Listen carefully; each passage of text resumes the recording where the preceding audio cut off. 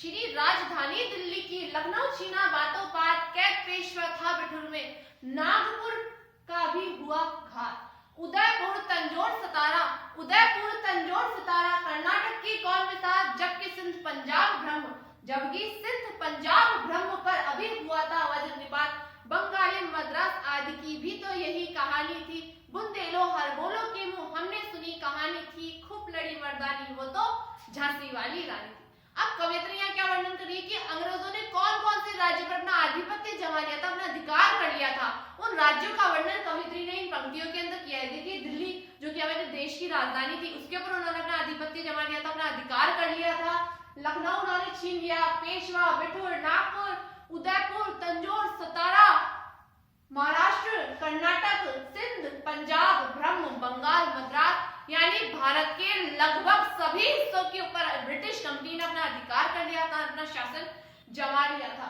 बुंदेलों के मुख से हमने उनकी कहानी सुनी थी और वो जो मर्दों की तरह खूब मैदानों में लड़ी थी वो झांसी की रानी लक्ष्मीबाई थी। आगे बढ़ते हैं कि रानी रोई रनिवासों में, रानी रोई रनिवासों में बेगम गम से थी बेजार, रानी रोई रनिवासों में बेगम गम से थी बेजार, उनके गहने कपड़े बिकते थे कलकत्ते के बाजार, उनके गहने कपड़े बिकते थे कलकत्ते के बाजार, सरे आम नीलाम छापते थे अंग्रेजों के अखबार, सरे आम नीलाम छापते थे अंग्रेजों के अखबार। नागपुर के जेवर ले लो, अरे नागपुर के जेवर ले लो लखनऊ के नौलख हार, राम किसके, नागपुर के जेवर ले लो और ले लो लखनऊ के नौलख हार। यो पर्दे की इज्जत परदेशी के हाथ बिकानी थी, खूब लड़ी मर्दानी वो तो झांसी वाली रानी थी। अब यहाँ पर जब अंग्रेजों ने इन राज्यों के ऊपर अपना आधिपत्य जमाया तो वहां के जो राजा थे उन्हें मौत के घाट उतार दिया गया, उनकी किसी की हत्या कर दी गई, किसी को किसी रंजिश में फंसाकर आपस में लड़वा करके उन्हें समाप्त करवा दिया गया, उनकी हत्याएं करवा दी गई। क्योंकि अंग्रेजों की नीति हम सब जानते हैं कि फूट डालो और राज करो की उनकी नीति थी। उन्होंने इसी नीति के माध्यम से हमारे भारत के अधिकांश हिस्सों पर अपना आधिपत्य जमाया था। ठीक है, तो यहाँ पर राजाओं की मृत्यु के बाद में, नवाबों की मृत्यु के बाद में जो रानियां थी या जो बेगम थी, नवाब मुस्लिम शासक जो थे उनकी पत्नियों को बेगम कहा गया है और हमारे जो हिंदू राजा थे उनकी पत्नियों को यहाँ रानी के रूप में बताया गया है। ठीक है, तो रानियां रनिवासों में रोया करती थी और जो बेगम थी, जो मुस्लिम शासकों की पत्नियां थी, बेगम थी, वो भी गमों में डूब गई थी।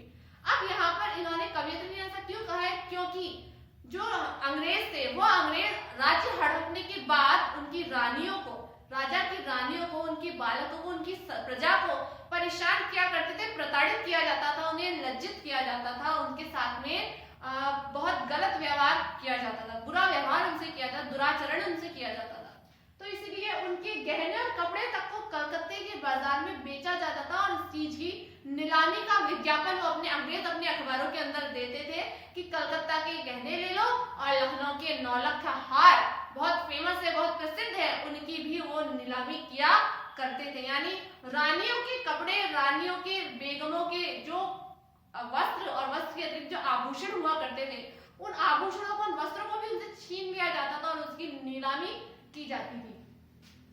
यह पर्दे की इज्जत परदेशी के हाथ बिकानी थी। पर्दे की इज्जत यानी जो आभूषण थे वो पर्दे की इज्जत थे। हमारे भारतीय संस्कृति में जो पर्दा प्रथा है उस पर्दा प्रथा को इसीलिए ही बहुत महत्वपूर्ण माना गया है क्योंकि जो सामने वाला व्यक्ति है या कोई अपरिचित व्यक्ति है, उस अपरिचित व्यक्ति से लज्जा या कहिए उससे एक प्रकार से शर्मिंदगी जो होती है, जो लज्जा जो होती है हमारी, उसको बचाए रखना, अपने अस्तित्व को बचाए रखना, वो यहाँ पर कवियत्री ने बताया है कि यो पर्दे की इज्जत, पर्दे की इज्जत यानी महिलाओं की, स्त्रियों की गरिमा जो है, उनकी जो लाज, लज्जा या शर्म जो है उन परदेशियों के हाथों बिकनी थी। यानी उन परदेशियों ने उस लज्जा के अंदर, उस घूंघट में रहने वाले सभी आभूषणों को और उस जिस वस्त्र से वो घूंघट किया करती थी उन सब की उन्होंने नीलामी कर दी। इस प्रकार पर्दे की इज्जत परदेशी के हाथों बिक गई। परदेशी कौन, यहाँ पर अंग्रेज हमारे परदेशी हो गए, विदेशी हो गए, और पर्दे में यानी घूंघट के अंदर रहने वाली महिलाएं, घूंघट के अंदर रहने वाली जो हमारी रानियां थी, उनकी इज्जत को, उनके आभूषणों को, उनके वस्त्रों को कलकत्ते के बाजार में अंग्रेजों द्वारा नीलाम किया गया। ये यहाँ पर इनका मतलब है कहने का। और बुंदेलों के मुख से हमने उनकी कहानी सुनी थी और वो मर्दों की तरह लड़ने वाली, वीर गति को प्राप्त होने वाली, युद्ध भूमि में वीरों की तरह प्रदर्शन करने वाली कौन? हमारी रानी लक्ष्मीबाई थी। आगे बढ़ते हैं। कुटियों में थी, किसमें? कुटियों में थी विषम वेदना, महलों में आहत अपमान, वीर सैनिकों के मन में था अपने पुरखों का अभिमान। नाना धुंधु पंत पेशवा जुटा रहा था सब सामान, नाना धुंधु पंत पेशवा जुटा रहा था सब सामान। भाई छबीली ने रणचंडी कर दिया प्रकट आह्वान।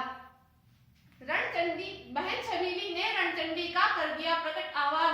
हुआ यज्ञ प्रारंभ उन्हें तो सोई ज्योति जगानी थी, बुंदेलो हरबोलो के मुंह हमने सुनी कहानी थी, खूब लड़ी मर्दानी वो तो झांसी वाली रानी थी। अब यहाँ पर कवियत्री कह रही कि कुटियों में भी विषम वेदना, महलों में आहत अपमान। कुटियों में यानी गरीब वर्ग जो था हमारा, उस गरीब वर्ग का शोषण अंग्रेजों द्वारा किया जा रहा था और महलों के अंदर भी रानियां या जो राजा थे वो सबके सब अपमान के कारण आहत थे, यानी उनको भी इस चीज का पछतावा हो रहा था कि उन्होंने अंग्रेजों पर विश्वास कैसे किया। उन्हें बहुत पछतावा हो रहा था इस चीज का कि वो कैसे ना कैसे करके इन अंग्रेजों को इस भारत से निकाल फेंकर अपना राज्य पुनः प्राप्त कर सके। तो वीर सैनिकों के मन में था अपने पुरखों का अभिमान।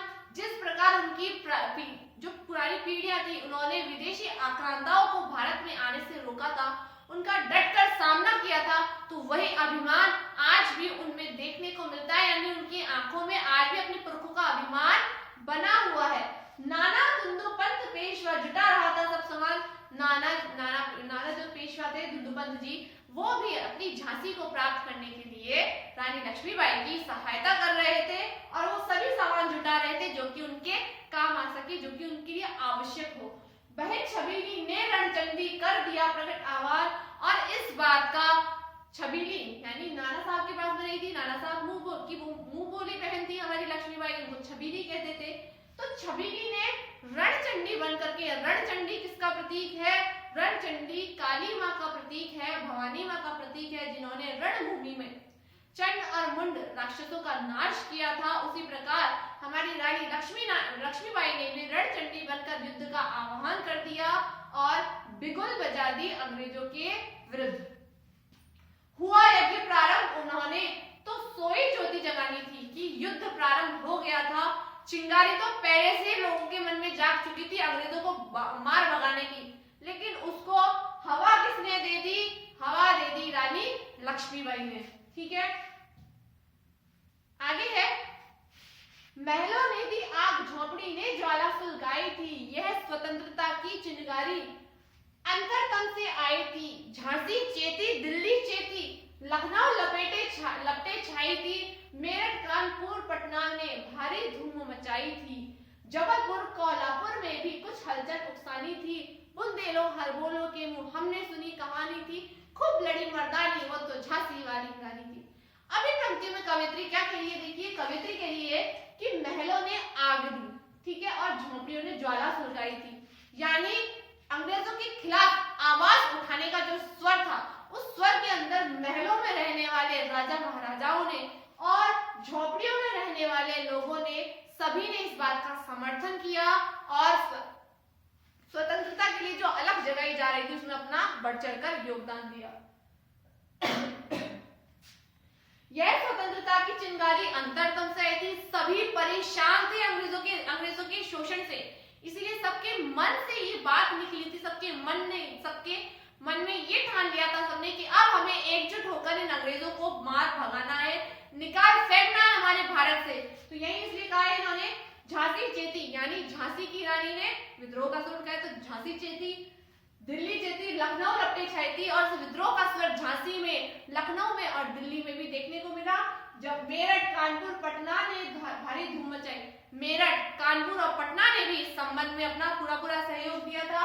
जबलपुर, कोल्हापुर में भी कुछ हलचल उकसानी थी और इसी बात से प्रेरित करना चाहते थे किसको? जबलपुर को, कोल्हापुर को भी वो अपने आंदोलन में शामिल करना चाहते थे अंग्रेजों को भगाने के लिए। बुंदेलो हरबोलो के मुंह हमने सुनी कहानी थी, और बुंदेलो के माध्यम से हमने ये कहानी सुनी थी। मर्दों की तरह लड़ने वाली वीर झांसी की महारानी लक्ष्मीबाई बहुत साहसी थी, खूब लड़ी मर्दानी वह तो झांसी, वह तो लक्ष्मीबाई कहाँ की थी, यहाँ झांसी की रानी थी। ठीक है बच्चों, इसके आगे फिर पढ़ेंगे हम तीसरे भाग में आगे की कविता। वीडियो को लाइक और शेयर करना मत भूलिएगा, कमेंट करके जरूर बताइएगा आपको हमारा वीडियो कैसा लगा। फिर मिलेंगे नेक्स्ट वीडियो में इसके अगले भाग के साथ, तब तक के लिए नमस्कार।